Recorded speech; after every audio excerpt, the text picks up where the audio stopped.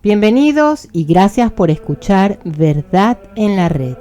El video del día de hoy es basado en un artículo de la página católica Marchando Religión. Es un artículo escrito por el señor Miguel Serafín y se titula ¿Por qué la Iglesia hace lo que hace? El señor Miguel Serafín pregunta en el artículo: ¿el proselitismo es pecado? ¿Es que tenemos que rendir culto a los protestantes? ¿Y nuestra jerarquía qué? ¿Por qué la Iglesia hace lo que hace? Y he aquí que un etíope eunuco, alto funcionario de Candace, reina de los etíopes, que estaba a cargo de todos sus tesoros y había venido a adorar en Jerusalén, regresaba sentado en su carro, leyendo al profeta Isaías. El Espíritu dijo a Felipe: acércate y ponte junto a ese carro. Felipe corrió hasta él y le oyó leer al profeta Isaías. Y le dijo: ¿entiendes lo que vas leyendo? Él contestó: ¿cómo lo puedo entender si nadie me hace de guía? Y rogó a Felipe que subiese y se sentase con él. Felipe entonces, partiendo de este texto de la Escritura, se puso a anunciarle la buena nueva de Jesús. Siguiendo el camino, llegaron a un sitio donde había agua. El eunuco dijo: aquí hay agua, ¿qué impide que yo sea bautizado? Y mandó detener el carro. Bajaron ambos al agua, Felipe y el eunuco, y lo bautizó. Hechos 8, del 26 al 38. Parte de lo que hace la Iglesia está descrito en este pasaje. Se complementa con otro pasaje muy conocido que dice: y les dijo: id por todo el mundo y proclamad la buena nueva a toda la creación. El que crea y sea bautizado se salvará, el que no crea se condenará. Con esto, el Señor Jesús, después de hablarles, fue elevado al cielo y se sentó a la diestra de Dios. En el Evangelio de San Marcos, el Señor escoge para decirles antes de partir, antes de ascender al cielo, lo que tienen que hacer. ¿Es que acaso el Señor no les había hablado de evangelizar a los pueblos llevándoles la buena nueva? El Señor se marcha por una muy buena temporada. Ha enseñado a los apóstoles y justo antes de partir, lo que decide recalcarles, repetir, enfatizar, es lo que había que hacer: ir al mundo entero proclamando la buena nueva, bautizando y que crean para ser salvados. El que no crea se condenará. Nosotros mismos, cuando vamos de viaje, dejamos instrucciones a los que quedan cuidando la casa o los negocios y recalcamos justo en la despedida lo más importante para que cuando llegue el momento del regreso no haya problemas. Por eso dice en el pasaje de San Marcos mencionado que ellos salieron a predicar por todas partes. Los apóstoles entendieron la importancia de salir y llegar al mundo entero para traer nuevos creyentes. El que crea y se bautice se salvará.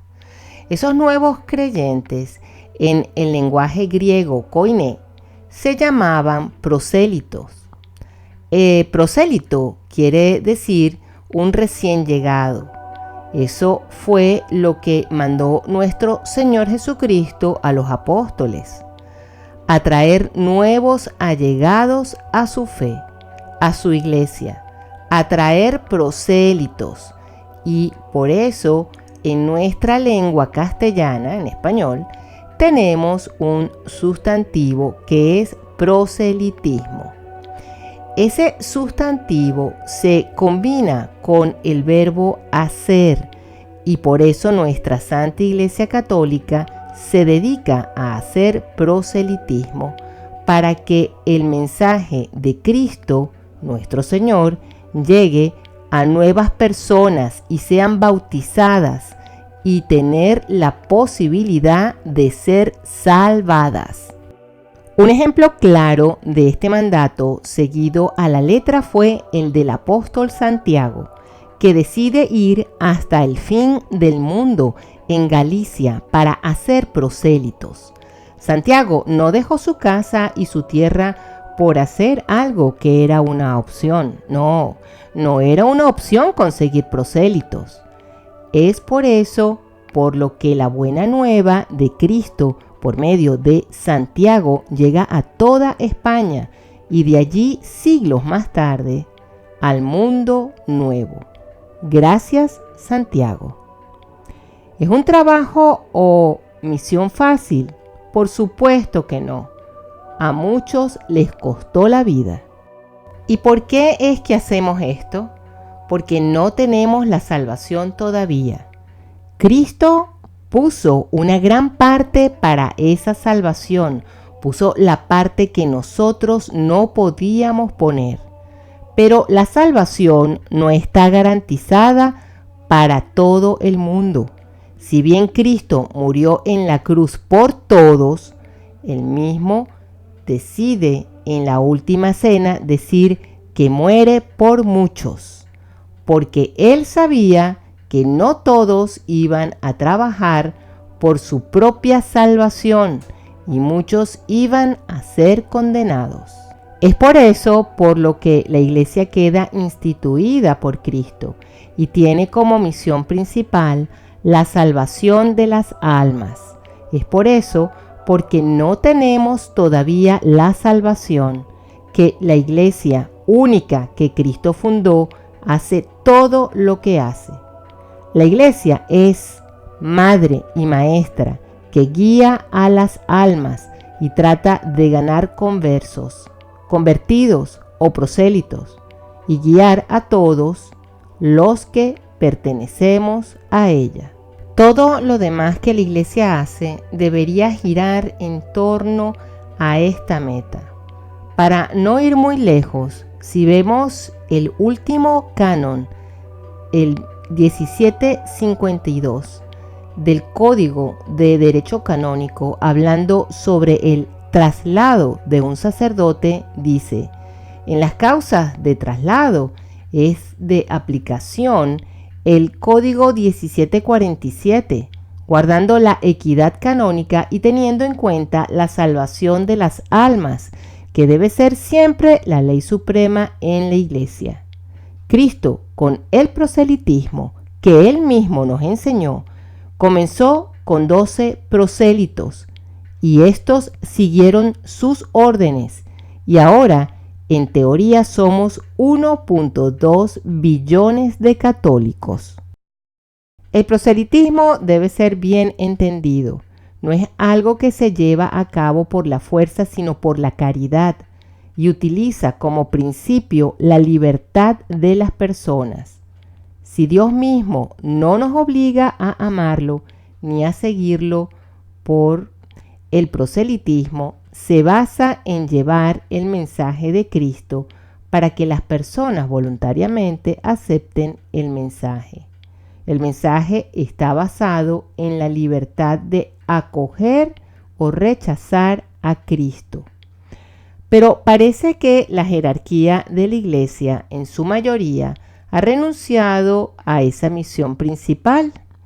En primer lugar, vemos comentarios desde diferentes frentes que utilizan el sentido negativo que el término proselitismo tiene en nuestros días y no se aclara. El proselitismo exige un esfuerzo de nuestra parte por llevar un mensaje. Arriba se menciona a Felipe, que tiene que aproximarse al eunuco y hablarle. No es suficiente con estar ahí y ser amigos. También Santiago tuvo que hacer un gran esfuerzo y llega hasta aquellos que no conocían a Cristo. Santiago probablemente no vio todos los frutos de su legado en esta tierra, porque sabemos de su decepción al no ver el fruto de inmediato. Proselitismo es una palabra que se ha satanizado, y cuando se dice proselitismo es una solemne tontería, no tiene sentido, como fue en el caso del Papa Francisco a Eugenio Scalfari en una entrevista del 1 de octubre del 2013.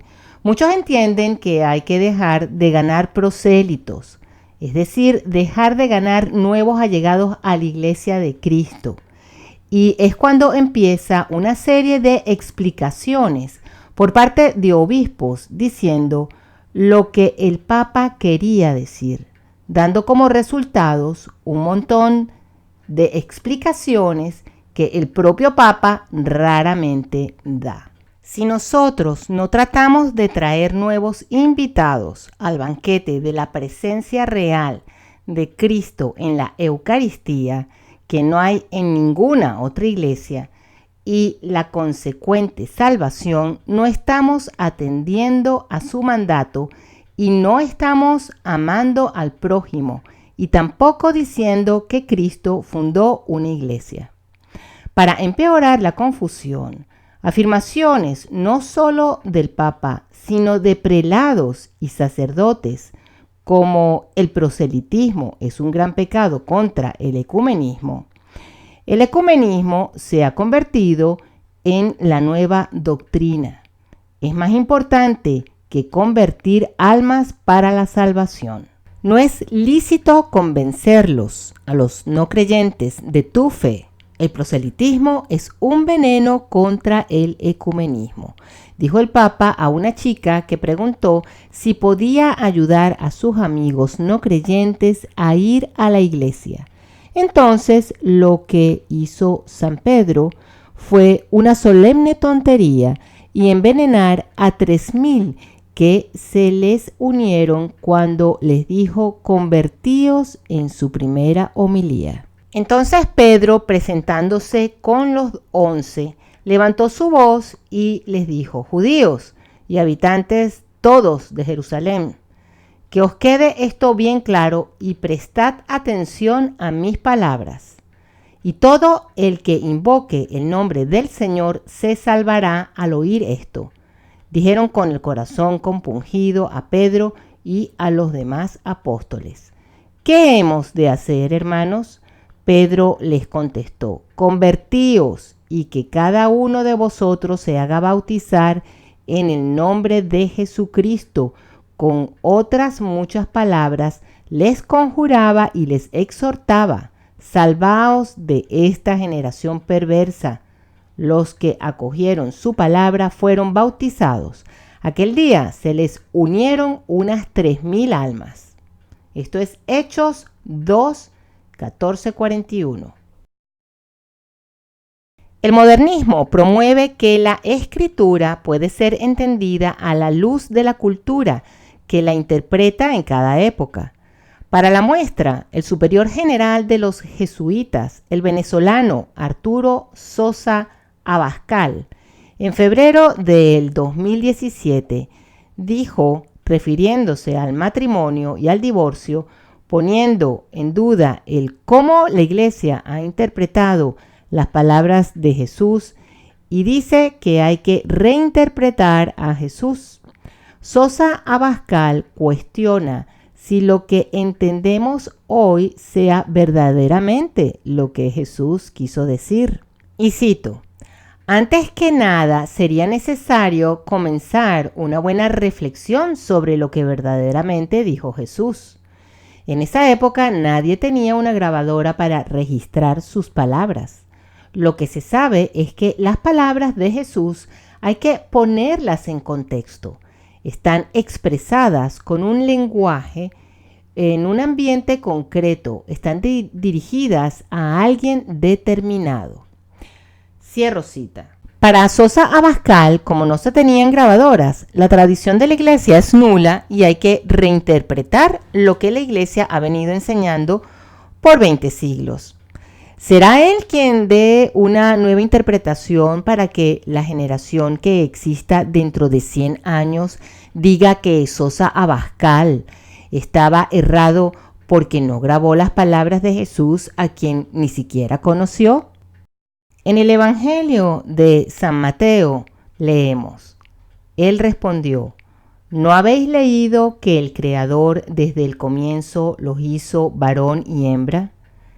Y que dijo: por eso dejará el hombre a su padre y a su madre, y se unirá a su mujer, y los dos serán una sola carne. De manera que ya no son dos, sino una sola carne. Pues bien, lo que Dios unió no lo separe el hombre. Ahora bien, os digo que quien repudie a su mujer, no por fornicación, y se casa con otra, comete adulterio. Sosa Abascal no tiene claro la interpretación del pasaje anterior.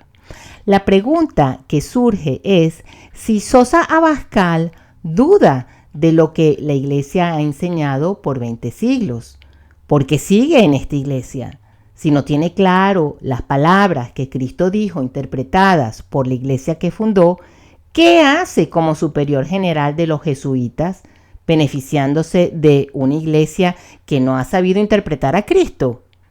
¿Tratar de corromper la enseñanza de la iglesia? ¿No sería más fácil que se marchase? Por supuesto que no. Es más fácil seguir recibiendo los beneficios de la posición y estatus que ocupa en la iglesia cuya tradición no cree. No vayamos tan lejos en el tiempo. Recientemente en Norteamérica, el obispo Robert Daniel Conlon, de la diócesis de Joliet, Illinois, programó para el 6 de febrero del 2019 una charla titulada ¿En realidad Jesús tuvo la intención de establecer una iglesia? La respuesta que el propio obispo ofreció y que fue publicada en la página de la diócesis fue la siguiente perla, y cito: no hay una respuesta absoluta a esta pregunta, cierro cita, dijo el obispo, abro cita, Cristo no lo dijo directamente, cierro cita. La página fue editada después de varias críticas, omitiendo la barbaridad de la respuesta, pero quedó registrada en pantallazos tomados de la misma, en donde se puede ver la respuesta de la que estamos hablando. No sé si reír o llorar. La diferencia entre Martín Lutero y este obispo es que por lo menos Lutero sí tenía claro que Cristo sí fundó una iglesia. Este obispo, como muchos otros modernistas, no. ¿Acaso no han leído la Escritura y el Catecismo? Y si lo han hecho, están en contra de que claramente dice que Cristo estableció su iglesia. Volvemos a preguntarnos, si no lo tienen claro, ¿qué hacen aquí en esta iglesia? ¿Por qué no se marchan ahora a otras iglesias con otras creencias o fundan nuevas como buenos hijos de la Reforma? Otro de los campos en que la doctrina de la iglesia viene siendo atacada, y de paso la salvación de las almas, es en lo que tiene que ver con infierno, purgatorio y demonio. Parece que muchos obispos se han puesto a la tarea de negar la existencia del demonio. Frases como tenemos gran indicio de que todos serán salvados. O algunos dicen que en los evangelios los que aparecen endemoniados en realidad son epilépticos o enfermos psicológicos. Sobran las menciones en la Biblia de la existencia del infierno y del demonio que no corresponde citarlas todas aquí, pero podemos dar una muestra clara de ello. Por ejemplo, Isaías 35:8, 66:24. En palabras del propio Jesucristo, nuestro Señor, Mateo 3:12, Mateo 5:22, Mateo 5:29, Mateo 22 del 1 al 14, el banquete de bodas, Mateo 23:33, Mateo 24:36 al 51, el día y la hora desconocida, Mateo 25 del 1 al 13, la parábola de las vírgenes, Mateo 25 del 41 al 46, la separación de las ovejas de las cabras, etcétera, etcétera, etcétera. Los santos nos ayudan a creerlo. San Agustín, padre y doctor de la Iglesia. Es cierto que solo unos serán salvados. Santo Tomás de Aquino, doctor de la Iglesia. Solo unos pocos serán salvados. San Jerónimo, padre y doctor de la Iglesia.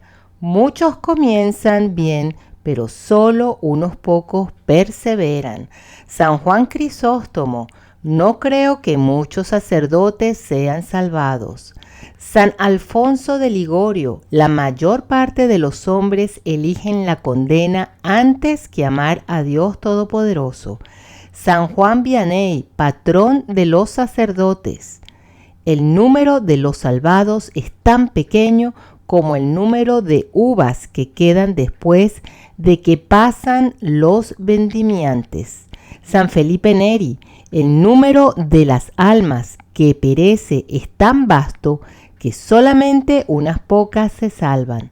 San Vicente Ferrer, muchos religiosos van directo al infierno porque no mantienen sus votos. Papa Gregorio Magno, padre y doctor de la Iglesia. Hay muchos que llegan a la fe, pero pocos llegan al reino de los cielos. San Luis de María de Montfort. El número de los elegidos es tan pequeño que si supiéramos qué tan pequeño es, nos desmayaríamos de tristeza. Santa Teresa de Ávila. Las malas confesiones condenan a la mayoría de los cristianos. Y la Santísima Virgen María en Fátima. Van más almas al infierno por los pecados de la carne que por cualquier otra razón. Los obispos y sacerdotes modernistas no lo tienen claro. No reconocen las palabras de Cristo, no reconocen la tradición de la Iglesia que lo ha enseñado por siglos, ni reconocen a los santos, son asalariados que no tienen amor por la salvación de las almas. Para ellos es necesario reinterpretar todo. ¿No sería más fácil dejar la iglesia en la que no creen? Por supuesto que en los días que corren, para estos obispos herejes, es más fácil y más cómodo tratar de subvertir las enseñanzas y la tradición de la Iglesia Católica que dejar sus mitras, sus cómodas vidas, sus palacios obispales, sus sueldos y sus pensiones. Nos entristece que, habiendo obispos y sacerdotes rectos y buenos, sean muy pocos los valientes que salen a defender la tradición de la enseñanza y doctrina católica. Este es un llamado, un ruego por parte de sus ovejas a esos obispos que saben y entienden los errores que se están difundiendo por los rincones del mundo, pero tienen miedo. Los necesitamos que hablen y protejan a los rebaños que les fueron confiados. Los queremos, los apoyaremos. Hasta aquí el artículo. Muchísimas gracias al señor Serafín por haber publicado este artículo en la página Marchando Religión. Nos unimos a los ruegos del señor Serafín para que este llamado llegue a los oídos de muchos obispos. Pero ya sabemos lo que hace el clero modernista con obispos valientes, como fue el caso del arzobispo Monseñor Marcel Lefebvre, que por transmitir las enseñanzas de siempre de la Iglesia, mantener la verdadera fe católica, estos modernistas lo tildaron de cismático. Muchísimas gracias por haber escuchado Verdad en la Red. Que Dios nos bendiga.